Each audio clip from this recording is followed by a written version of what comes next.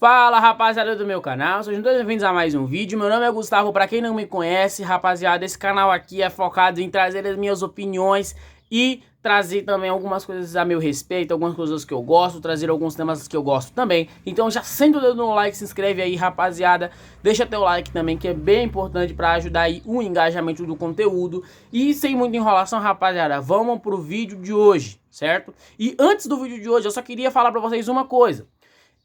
Eu já postei na aba posts do meu canal a respeito dos conteúdos que vai sair aqui no canal, da frequência de conteúdos que vai sair, dos vídeos que vai sair, enfim, vai estar saindo vídeo terça-feira e quinta-feira, rapaziada. De vez em quando pode aparecer também aqui no sábado, fechou? Mas só tem um detalhe, que isso é válido até o fim das férias. Depois do fim das férias vai ter outro processo aí também, e aí eu vou estar avisando vocês se vai dar certo, se não vai dar certo, qual a frequência, se vai diminuir, se vai aumentar.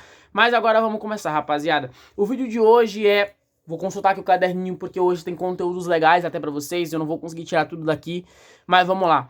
O Brasil mata seus intelectuais. Cara, a princípio, eu quero começar falando aqui que ser intelectual no Brasil, né, buscar o conhecimento, ser intelectual no Brasil é a pior escolha que você pode fazer na sua vida, cara. Por quê? Não porque é uma escolha ruim. Pelo contrário, buscar conhecimento é sempre muito bom, buscar... ter inteligência é sempre muito bom, sem nenhum fim lucrativo. É sempre muito bom tudo isso. Mas vamos ter alguns parâmetros aqui, que são parâmetros que, cara, são parâmetros que podem te atrapalhar, porque o Brasil não é um país para isso. O Brasil, ele é um país, assim, onde você não vai encontrar tantas pessoas intelectuais. É um país onde você não vai encontrar pessoas que estão a fim do mesmo objetivo que o seu, do mesmo fim de objetivo que o seu. É muito difícil disso acontecer. Bom, eu separei em dois grupos, rapaziada. Grupo 1, pessoas comuns com fins normais, aonde não tem tanta ou quase nada para algo intelectual. Ou seja, pessoas comuns, pessoas que vivem suas vidas normalmente e não têm fins intelectuais. A maioria do povo brasileiro é assim. Não que seja ruim, às vezes viver o comum, o cotidiano, também é bom, dependendo de que pessoa que é, dependendo do nível de profundidade que ela tem, entende? Tem pessoas que vão se incomodar vivendo vidas comuns e tem pessoas que não se incomodam vivendo vidas comuns, porque o nível de profundidade delas não é tão raso assim, tipo, não é tão fundo assim, sabe, pra se incomodar. E pessoas que estão pessoas que dão um fundo maior de profundidade, elas vão se incomodar vivendo vidas comuns e cotidianas. Esse faz parte do grupo 1, e eu completo assim, ó. Seria algo ao caso a pessoas mais velhas. No caso, pessoas mais velhas realmente têm um fundo de profundidade menor. Então elas costumam viver não em prol de um conhecimento. É meio que raro você ver alguma pessoa que vive em prol do conhecimento mais velha, certo? É bem mais comum, porque ela já construiu toda a sua vida, ela já construiu todas as suas vivências, ela já construiu todas as suas memórias, tudo que ela já viveu, os relacionamentos, então acaba que ela não tem tanta profundidade assim, me entende? E é bem comum e é bem normal isso, tá? Agora a gente vai pro grupo 2, o segundo grupo, que é o grupo, seria assim, ó. Seria as pessoas intelectuais, aonde buscas a maior apelo pelo conhecimento, ou seja, no grupo 2 a gente vai ter pessoas que buscam pelo conhecimento. Podem ser intelectuais ou não, necessariamente intelectuais ou não, certo? E esse é o segundo grupo. São dois grupos que eu classifiquei. Claro que existem muito mais movimentos, claro que existe muito mais grupos, claro que existe muito mais coisas a se acrescentar. Mas se você for puxar no modo grosso entre grupo 1 e grupo 2, eu separaria deste modo. Agora vamos avançar, rapaziada. Quando a gente avança, a gente vê o seguinte. Continuando aqui que eu escrevi, certo? Um conflito grande gera no grupo 1 que atrapalha o grupo 2. Isso aqui é bem importante, cara. O grupo 1, como a gente viu, são pessoas que não têm apreço e não têm fim intelectual.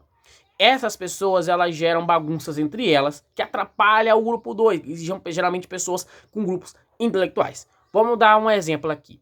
Geralmente esse grupo 1, tá, está em comunidades do Brasil.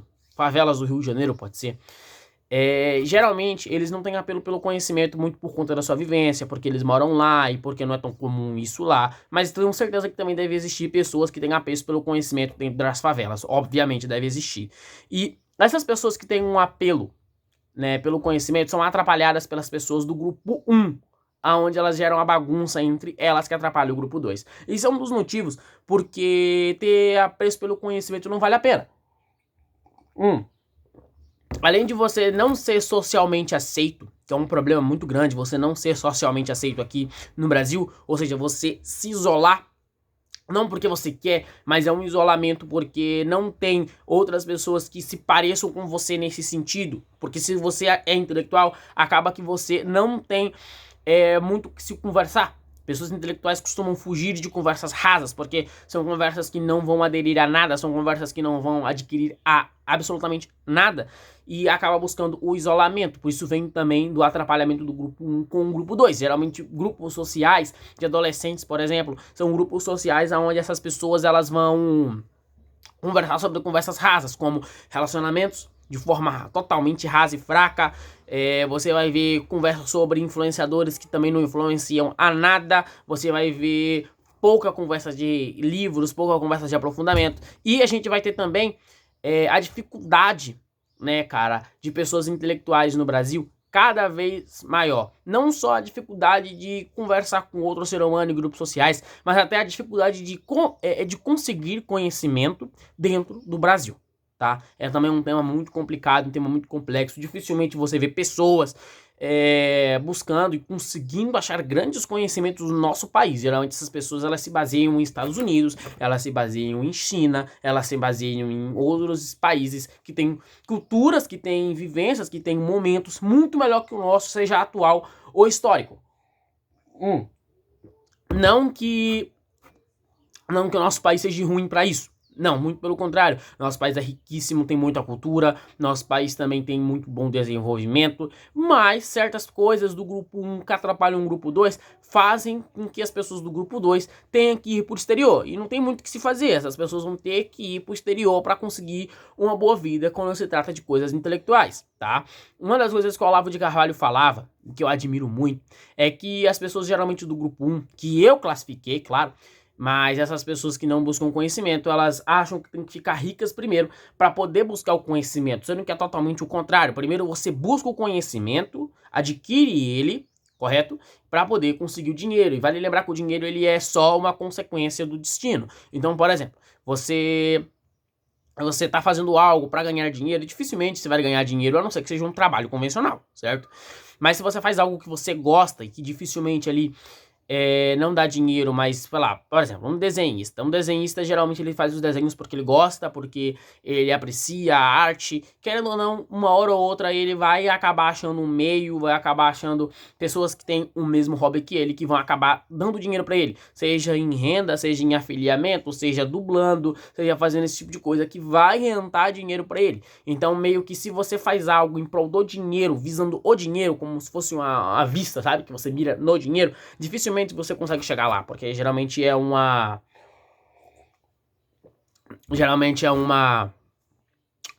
meta rasa, é uma meta fraca, correto? Vamos continuar, rapaziada, no processo. Bom, a gente vai ter também que a classe 1 gera analfabetismo funcional. Isso também é um bagulho muito grande, cara. Analfabetismo funcional, tá? O analfabetismo funcional, para você que não sabe, é literalmente você ler e não conseguir interpretar o que você tá lendo. Resumindo, em um grosso modo é isso, tá? É você ler, não conseguir interpretar, não conseguir ter um aprofundamento do que você tá lendo, entendeu? É como você visse uma palavra e não conseguisse entender a profundidade dessa palavra, entende? Por exemplo, você fala cristianismo, logo você associa a Cristo, Deus, igreja, e você tem um aprofundamento sobre o tema com base em uma palavra. Isso é uma pessoa normal que consegue aprofundar as coisas. E tem pessoas que têm analfabetismo funcional, dificilmente conseguem pegar a palavra ou o texto adquirido ou que está sublinhado e não consegue aprofundar o tema. Analfabetismo funcional é muito vívido na classe 1 que eu separei, tá? E tá, o que isso acontece? O que isso influencia de fato no grupo 2? Porque se você pensa, a grosso modo, você vai falar, ok, eles são analfabetos funcionais, isso não influencia nada. influencia um pouco, sabe por quê? Porque as pessoas que estão no poder, no alto, como jornalistas, como presidentes, como gerenciadores de economia, a grande maioria tem analfabetismo funcional. Por quê? Porque foi criada na classe 1. A classe 1 de grupos, a classe 1 de amigos, a classe 1 de várias coisas nesse sentido. Dificilmente a pessoa de classe 1, com analfabetismo funcional e com todos os problemas que atrapalham a classe 2, que eu separei, que eu já expliquei aqui no vídeo, eles conseguem sair da 1 para 2, tá? Dificilmente eles saem da classe 1 para a classe 2. É difícil você ver algo deste modo, desse sentido. Mas é muito comum você ver alguém da classe 2 se redimir à classe 1. 2 a 1. É muito comum isso acontecer. E o que acontece é que vai diminuindo cada vez mais os intelectuais. E como essas pessoas de alto escalão, de alto rede, jornalistas, eles geralmente são analfabetas funcionais ou estão colocados no cargo por algum dedinho de alguém, eles não são intelectuais o suficiente, entende? Para passar o conhecimento para pessoas leigas, tá? Por exemplo, você liga a sua televisão, certo? E você bota algum jornal, certo? Você bota em algum jornal. Geralmente, alguns jornais que a gente consome, eles não são inteiramente intelectuais. Eles são focados apenas em influência e relevância. E é muito comum hoje em dia, influência e relevância, e não inteira o projeto intelectual, tá? A gente vai ter também outra coisa que eu anotei, que eu já falei com vocês aqui agora, que é pessoas com grandes cargos, né, como jornalistas, não fazem parte da influência intelectual, tá? Eles são figuras sociais que não... figuras sociais, onde exercem apenas influência, que foi eu já expliquei, né? Essas pessoas dificilmente são grandes intelectuais, eles apenas exercem influência, e geralmente a influência é o que hoje em dia determina se você tem mais seguidores, menos seguidores, se você consome mais coisa, menos coisa, geralmente é isso que vai estar influenciando. E para fechar o vídeo com chave de ouro, rapaziada, eu quero comentar aqui com vocês também sobre o problema da classe... O maior problema, ao meu ver, da classe 1, que eu separei, com a classe 2, tá? Geralmente a classe 1, um indivíduo da classe 1 contra um indivíduo da classe 2, geralmente é vitória para o indivíduo da classe 2, por fato dele ser intelectual, dele buscar o conhecimento, dele ter um avassalador pensamento, entendeu? Eu tô falando aqui de capacidade cerebral, claro, né? Intelectualidade, não tô falando aqui de físico, tá?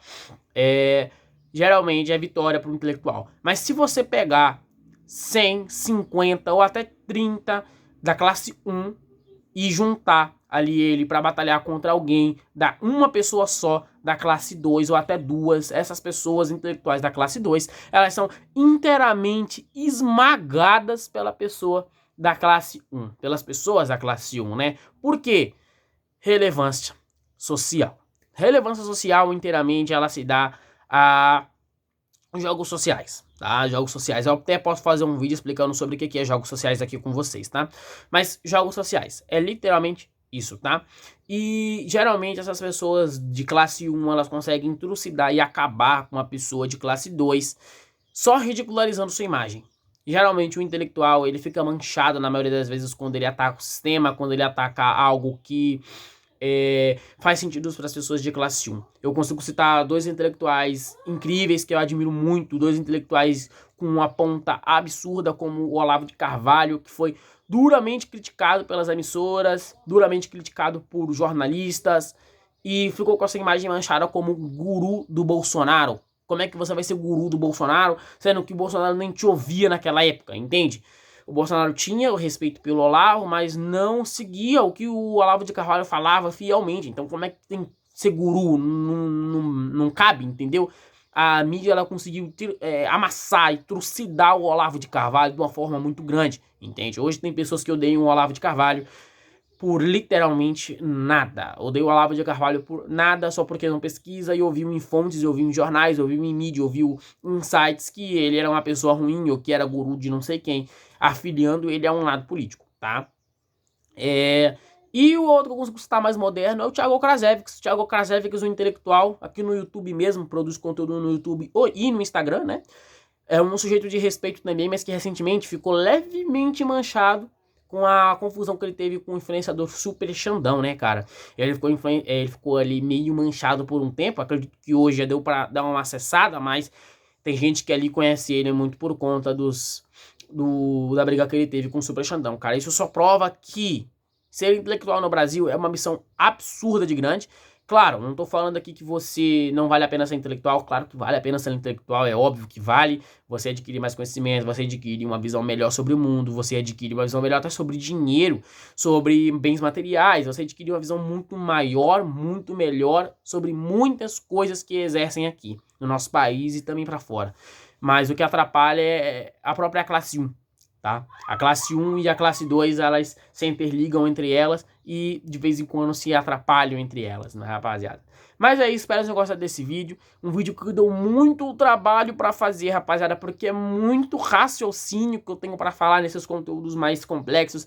É um raciocínio mais forte, é um raciocínio mais pesado, é um raciocínio que demanda muito mais conhecimento e comunicação para expressar isso de uma forma clara para todos vocês. Então, se você não entendeu o conteúdo, se você ficou com dúvida, se você ficou com alguma opinião que eu não citei, alguma coisa que faltou, comenta, não deixe de comentar, que é bem importante, viu, rapaziada? E aí, espero que vocês tenham gostado.